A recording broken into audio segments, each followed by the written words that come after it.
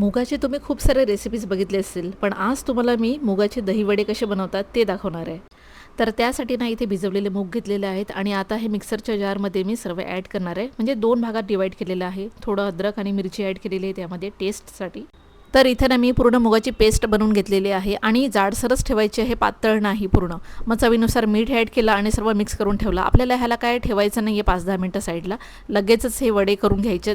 मग त्यानंतर एका कढईमध्ये तेल गरम करून घेतलं आणि वडे काढायला सुरुवात केली. आता आपल्याला इथे गॅस फुलच ठेवायचा आहे आणि तेल चांगलं गरम झालं पाहिजे. आणि मंद गॅसवर हे वडे नाही करायचे कारण तेल पूर्ण न शोषून घेईल. त्याकरिताच फुल गॅस ठेवायचा किंवा मीडियम ठेवा आणि त्यामध्येच हे वडे करून घ्या. आणि झटपट होतात हे वडे. तुम्ही सॉससोबत पण खाऊ शकतात किंवा असंही फक्त टाईमपाससाठी जरी घेतलं ना तरी छान वाटत खायला आणि चांगले टम्म फुगतात.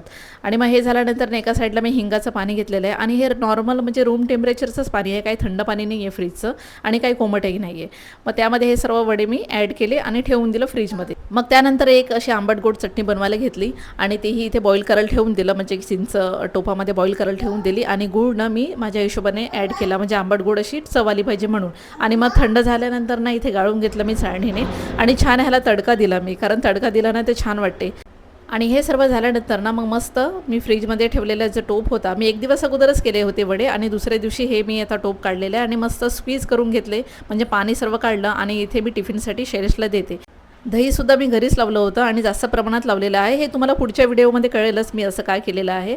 आणि मग इथे पटापट मी शैलेशचा टिफिन भरायला घेतला. आता तुम्ही विचार करत असेल की इतके वडे तर का, कारण सर्वजण एकत्र बसतात आणि खात असतात शेअर करून, म्हणून मला मग इतकं जास्त प्रमाणात द्यावं लागतं. आणि मस्त दही इथे ॲड केलं वरून आणि चांगली आपली आंबट गोड चटणी, थोडी तिखट चटणी, पुदिना कोथिंबीरची आणि चांगलं थोडंसं मीठ ॲड केलं. मग लाल तिखट ॲड केलं.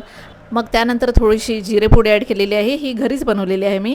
आणि मग असा डब्बा भरला मी. आता मी असं का देते शैलेशला, कारण दुपारपर्यंत ना हे मस्त ना मुरून जातं त्यामध्ये दही, म्हणजे वड्यामध्ये, आणि मग खायला पण खूप टेस्टी लागतं. तर तुम्ही कधी ही डिश ट्राय करता?